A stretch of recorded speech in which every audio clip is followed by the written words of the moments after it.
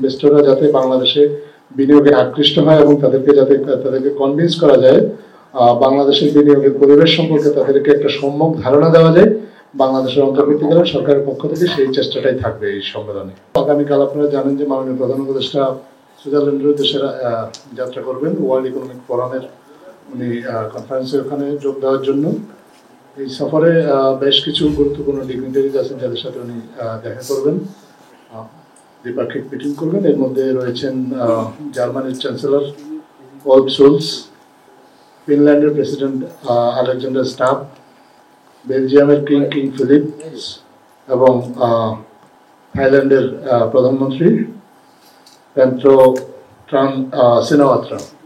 এই চারজন সরকার এবং রাষ্ট্রপ্রধান ছাড়াও আরো বেশ কিছু গুরুত্বপূর্ণ ব্যক্তির সাথে উনি এখানে এবং বিজনেস লিডার তাদের সাথে মিটিং করবেন।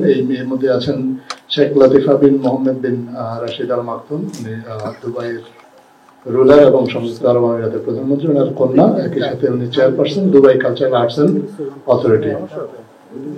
ইউরোপিয়ান সেন্ট্রাল ব্যাংকের প্রেসিডেন্ট ক্রিশ্চিয়ান লেগার্ডে তার সাথে মিটিং করবেন।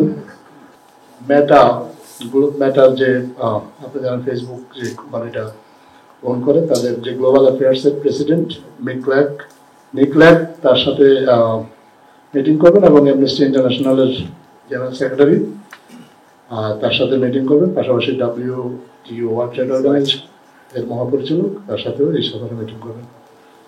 আর পাশাপাশি এই সম্মেলনে আসলে একটা খুব গুরুত্বপূর্ণ দিক হচ্ছে এখানে একটা বাংলাদেশ বিষয়ক একটা সেপারেট ডায়ালগ হবে, যেখানে বিশ্বের অনেক গুরুত্বপূর্ণ ব্যবসায়িক প্রতিনিধি বা ব্যবসায়িক নেতৃবৃন্দ পাশাপাশি এবং বেশ কিছু গুরুত্বপূর্ণ আন্তর্জাতিক প্রতিষ্ঠানের CEO যারা এখানে যোগ দিবেন। এই ডায়ালগটা বাংলাদেশের যে ডায়ালগ এটা বাংলাদেশের জন্য খুবই গুরুত্বপূর্ণ এবং এটা একটা রেয়ার অপরচুনিটি। সাধারণত উন্নত দেশগুলোই এ ধরনের ফোরামে এই জাতীয় ডায়ালগ করার সুযোগ পায়। বাংলাদেশ WTO ইকোনমিক ফোরামে প্রথমবারের মতো এই ধরনের ডায়ালগে অংশ নেওয়ার সুযোগ পেয়েছে। এই ডায়ালগটা আমরা আশা করি বর্তমান অন্তর্বর্তীকালীন সরকার আশা করে বাংলাদেশের বৈদেশিক বিনিয়োগ বৃদ্ধি এবং ইন্টারন্যাশনাল বিজনেস লিডারদের কনফিডেন্স বৃদ্ধির জন্য বাংলাদেশের প্রতি এই ডায়ালগ এবং সামগ্রিকভাবে এই যে ওয়ার্ল্ড ইকোনমিক ফোরামের এই সফরটা এটা আমাদের জন্য সহায়ক হবে। এই ধরনের সম্মেলনে সাধারণত ট্যাঞ্জিবল প্রোগ্রেস বলতে যেটা হয় সেটা কনফিডেন্স বিল্ড আপ। আমরাও আশা করছি, বর্তমান অন্তর্বর্তীকালীন সরকারও আশা করছে মূলত ইন্টারন্যাশনাল বিজনেস লিডার্স যারা এবং ইনভেস্টরদের কনফিডেন্স বিল্ড আপটাই হচ্ছে এই সম্মেলনের মূল উদ্দেশ্য।